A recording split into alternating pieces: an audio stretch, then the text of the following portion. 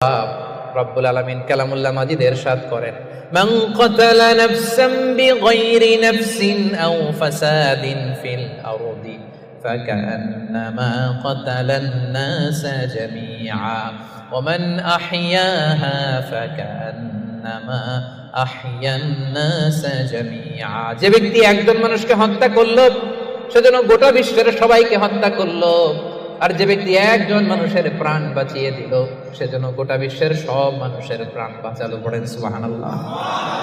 কি সুন্দর ইসলাম! দেখেন, আমাদের জান, আমাদের সত্তা, আমাদের নিরাপত্তার কথা ইসলাম কতটা ভেবেছে। এটা মহাপাপ। খবরদার, অন্যের প্রাণ নাশ করা যাবে না, অন্যকে মারা যাবে না। তাইলে হুজুর, অন্যরে মারা যাবে না, আমি তো আমারে মারতে পারবো, আমি আত্মহত্যা করে ফেলি নাকি? হ্যাঁ, আপনি আপনার নিজেকেও শেষ করতে পারবেন না, কারণ রুহু আপনি বানাতে পারেন না, তাই রুহু কেড়ে নিতে পারেন না। মান কাতালা নাফসাহু বিশাইইন উযযিবা বিহি ইয়াউমাল কিয়ামা। অন্যকে হত্যা যেমনি পাপ, নিজ হত্যা মানে আত্মহত্যাও মহাপাপ। যে ব্যক্তি যে জিনিস দিয়ে নিজেকে হত্যা করবে, কিয়ামতের দিন ওইটা দিয়েই তার শাস্তি হবে। বিষ খেয়ে যে মারা যাবে, কিয়ামতের ময়দানে কঠিন বিষ শুধু সে খেতেই থাকবে। স্ট্যাবিং করে ছুরি ঢুকিয়ে যে মারা যাবে, ছুরি ঢুকাতেই থাকবে। গলায় ফাঁস লাগিয়ে যে মেয়েটা মারা গেল, ওর শাস্তি জাহান্নামে শুধু ফাঁস লাগাতেই থাকবে, লাগাতেই থাকবে। কিয়ামতের দিন আল্লাহ তাআলা সর্বপ্রথম বিচার করবেন এই রক্তের বিচার। সর্বপ্রথম বিচার হবে কাবিলের। আউয়ালু মান সান্নাল কাতলা ফিল আরদ। যে কাবিল, আদম আলাইহিস সালামের যে সন্তান কাবিল, এই পৃথিবীতে হত্যার প্রচলন চালু করেছিল। এই পৃথিবীর প্রথম হত্যাকারী খুনি কে বলেন তো? কারে মারছিল? এজন্য এই পৃথিবীতে যত হত্যাকাণ্ড, ওই হত্যার একটা পার্সেন্টেজ গুনাহ ওর আমলনামায় আছে না নাই? কিয়ামতের দিন আল্লাহ দুইটা বিচার দিয়ে শুরু করবেন।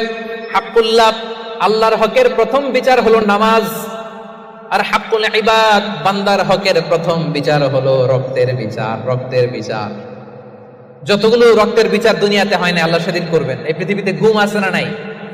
বাংলাদেশের নিউজে শোনেন না, গুম করে ফেলছে, খুন করে ফেলছে, বস্তাবন্দি করে ফেলে দিয়ে আসছে। আহা, দুনিয়ার কেউ দেখে নাই, কোনো প্রমাণও নাই। সেদিন লক্ষ কোটি মানুষের সামনে সেই রক্তের বিচার করবে কে?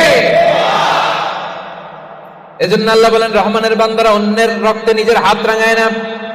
৮ নম্বরে আল্লাহ বললেন ওয়ালা ইয়াজনুন। রহমানের বান্দাদের ৮ নম্বর গুণাবলী হলো, রহমানের বান্দারা ব্যভিচারিণী হয় না, ব্যভিচার করে না, মানে জিনা করে না, বিবাহ বহির্ভূত কোনো সম্পর্কে মুমিনরা জড়ায় না। ঠিক কি না? বুঝতে পারছেন? গার্লফ্রেন্ড বয়ফ্রেন্ড করা যাবে? পরকীয়া করা যাবে? বিয়ে ছাড়া অন্য কোনো সম্পর্কে জড়ানো যাবে? মেলাক্কার ভাইয়েরা, খবর আছে? ইমুতে কার সাথে কি করেন, ইমুতে কার সাথে কথা বলেন, সব আল্লাহর সুপ্রিম কোর্টের কার্ড